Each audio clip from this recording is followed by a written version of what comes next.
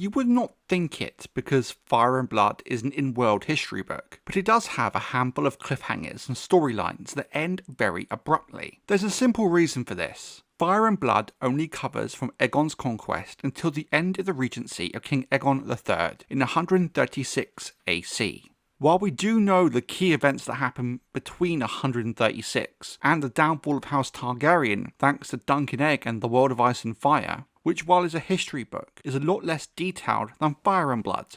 So George R. R. Martin added and expanded the lore from that world book when writing Fire and Blood, and in doing so added in these new plot threads that unless a Fire and Blood Part 2 ever comes out, will forever remain unresolved.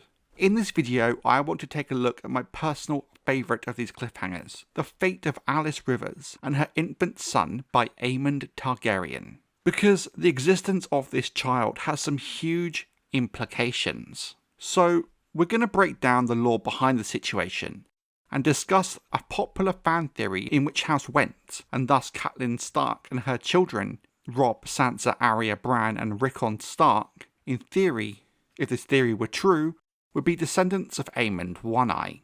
Don't get me wrong, this is a top tier tinfoil theory, but at the end of the day, the Song of Ice and Fire fanbase has been built on tinfoil theories as long as I remember. Was she in truth a witch who lay with demons, birthing forth dead children as payment for the knowledge they gave her? Was she a simple-minded slattern, as Eustace believes, a wanton who used her poisons and potions to bind men to her body and soul? The writings of Archmaester Gildane on Alys Rivers. Fire and Blood, the dying of the dragons. A son for a son. Now, before we really delve into this theory, we need to take a moment to set the scene.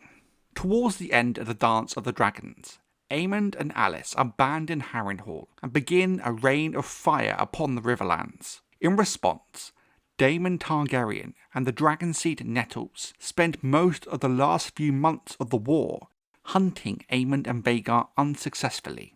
After Rhaenyra demands the head of the Dragonseeds after the betrayal of Tumbleton, rather than kill Nettles, Daemon allows her to escape and sends out a challenge to Aemond to come to Harrenhal and face him. And this is exactly what Aemond did. The pair met in the courtyard of Harrenhal, but to the surprise of Daemon and the reader, with Aemond was a visibly pregnant Alys Rivers.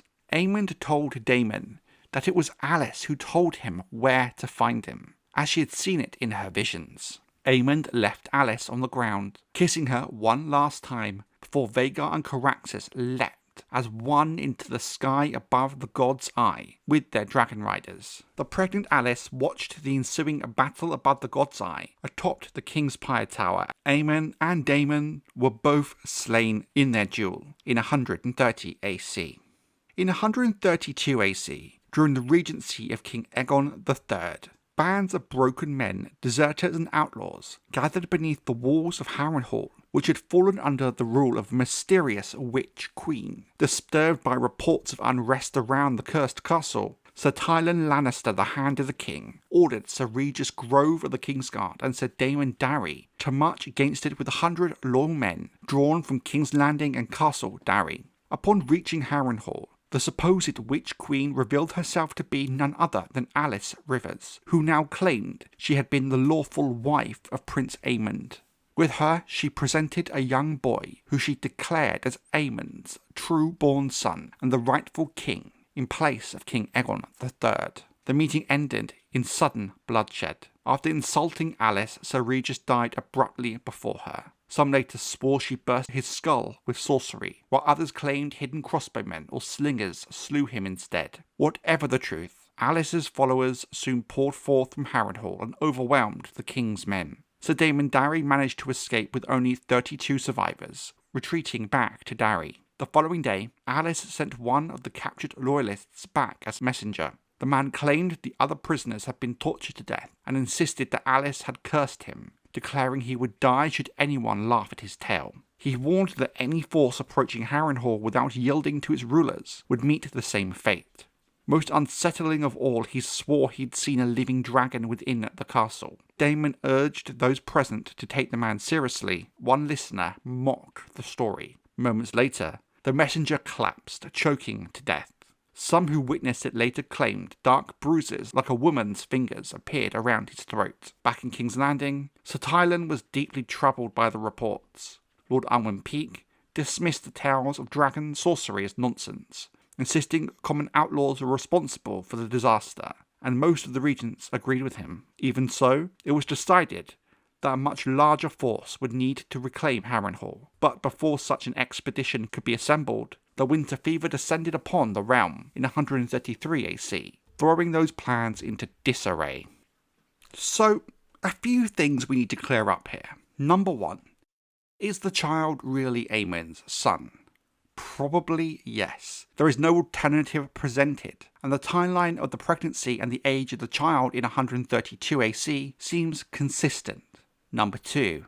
A lot of fans point to Alys's age as a reason as to why a child might not really be hers and Aemond's. The truth is, we don't really know how old Alys actually is. If she were really the bastard daughter of a Strong, possibly Lionel Strong, she would most likely be in her 30s to early 40s. She's described as looking young, but also younger than she really is. It's really vague. The other school of thought is there are whispers of her being much older, generations older, and some kind of woods witch who used her powers to give her long life and a youthful appearance. The actress who plays Alys in House of the Dragon, Gal Rankin, has stated several times that Alys is over 400 years old in the show. While I don't like to use show canon when talking about the books, it's interesting that she has been told to play the character this way. By either case, I don't think it matters how old Alys is. She may very have conceived the child naturally. It's clear her and Aemond were lovers, and even being as old as her 40s doesn't rule out a natural conception in the slightest. Even at 40, giving her being a so-called witch and user of dark magic, who knows what she might be able to do? I know the circumstances of Melisandre's pregnancy in the main books is very different, and Alys's child took a normal amount of time to be born, and was not a shadow demon. But it shows there is magic out there that can create a form of pregnancy, so I don't think her age really matters. The third thing that needs to be addressed is the legitimacy of the child. Aemond having a living bastard is a huge deal politically, but even more so if this son really was legitimate. If Alys's claim that she and Aemond had wed is true, then this child technically is the rightful king of Westeros. The problem is we have, as of now, with the current state of the published books, all we have is Alys's word for it. Without witnesses to the marriage, House Targaryen and King Aegon III can just name the child a bastard.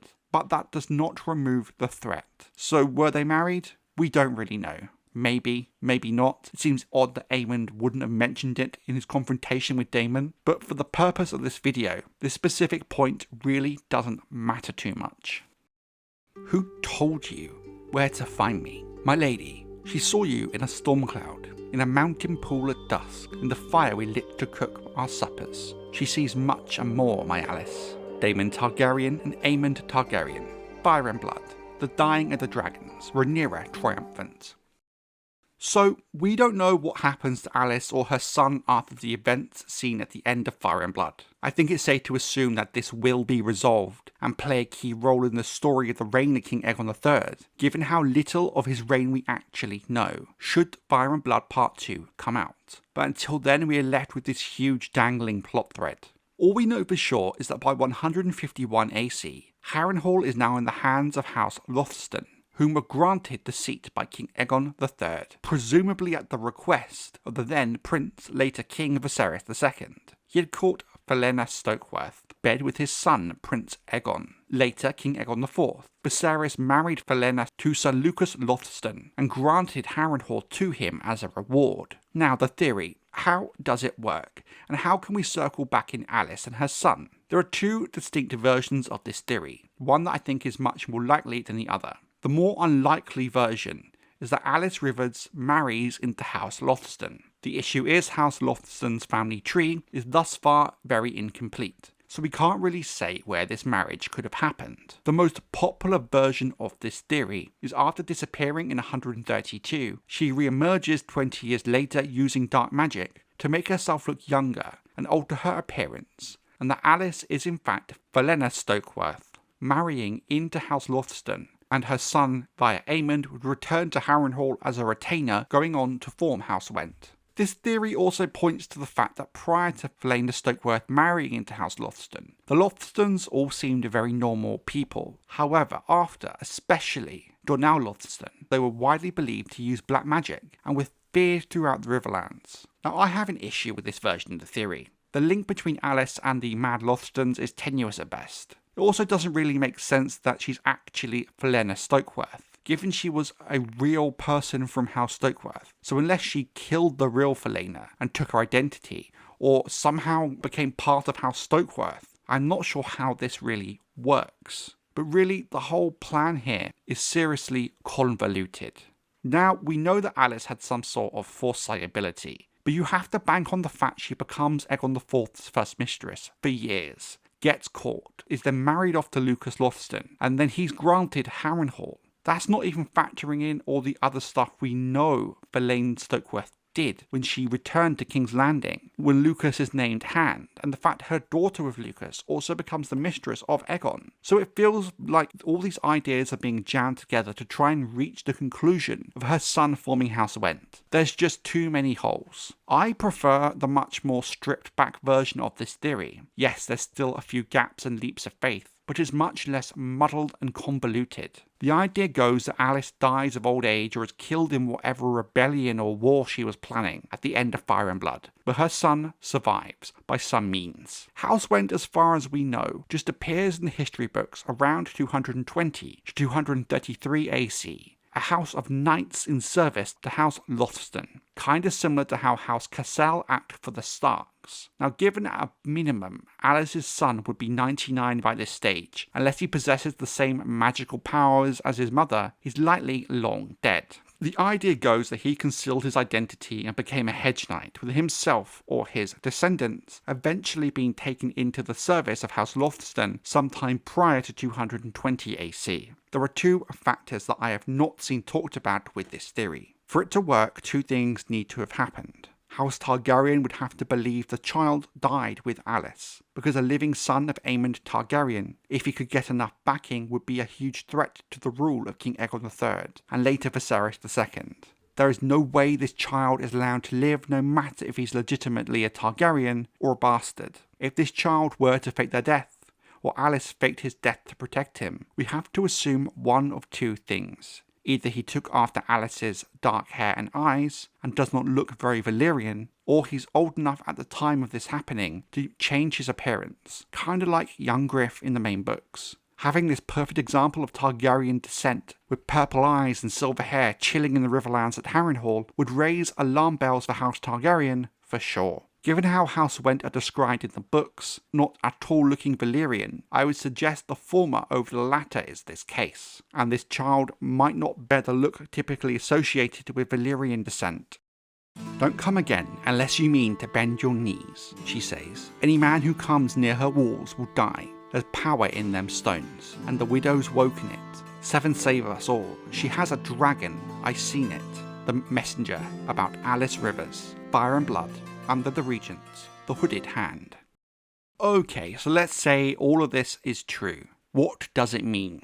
In both cases, as the main theory goes, the child is the origin of House Whent, who later gets rule of Harrenhal after betraying the Lothstons. The end of the Lothstons came amidst dark tales of sorcery and madness. Lady Dannel Lothston, remembered to history as Mad Dannel, was said to have delved into the black arts, bringing terror and chaos to Harrenhal for 5 years. Rumours of blood magic, disappearances and other horrors spread throughout the Riverlands, by the blackening and already cursed reputation of the castle. With the extinction of the Lothstons line during the reign of King Maekar I, the lordship of Harrenhal passed to House Whent, knights who had been in the service of the Lothstons before turning against them and helping to overthrow the doomed family. So let's say some of the mad tinfoil theory is true. Why does this matter and what does it mean?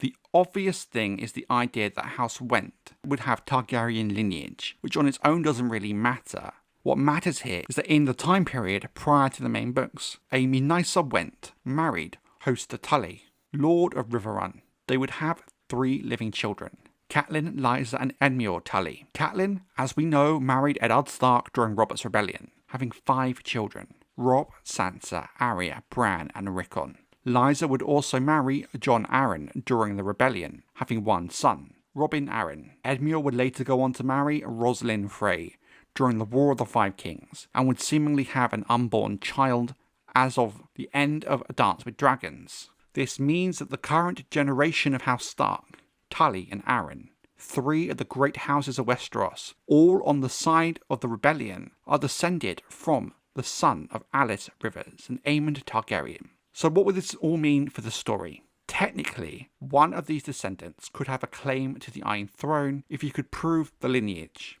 You also have this idea of House Stark being the embodiment of ice and fire, being of Stark firstmen blood and Targaryen Valyrian blood. In the same way, this also works with Jon Snow being the embodiment of ice and fire through his parentage of Lyanna Stark and Rhaegar Targaryen. Maybe this plays into the Long Night and the war with the others. We know that Alys was connected to the old gods and had these visions of the future. Maybe this was her playing the long game.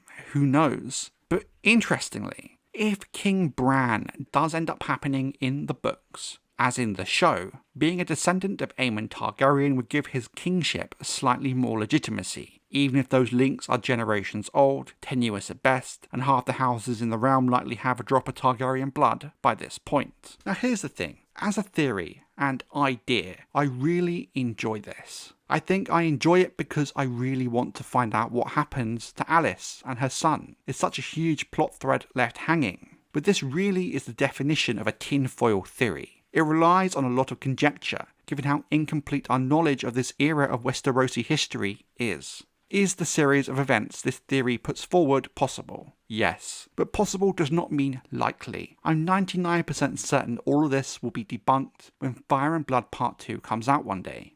Well, maybe one day. Even for George R. R. Martin, this is convoluted, and frankly the story has too many secret Targaryens as it is. Hell, I think even Tyrion Targaryen has a more solid basis than this. But just because this theory is a bit mad, doesn't mean we can't enjoy it in the same way that people meme Euron equals Dario. Hypothetical exercises like this allow us to view the source material in different ways, and we may end up finding details and ideas that you might have overlooked. For example, in researching this, I learned of the theory that Sansa Stark, or Edmure Tully, might actually be the heir of House Whent. This is particularly interesting when it comes to Sansa, given she is currently posing as Elaine Stone, the bastard daughter of Littlefinger in the Vale, and that he's legally the Lord of Harrenhal at this time. So my point here is, even the most tinfoil of theories, such as Alys and Aemond's son founding House Whent, can lead you to some unexpected details in the story.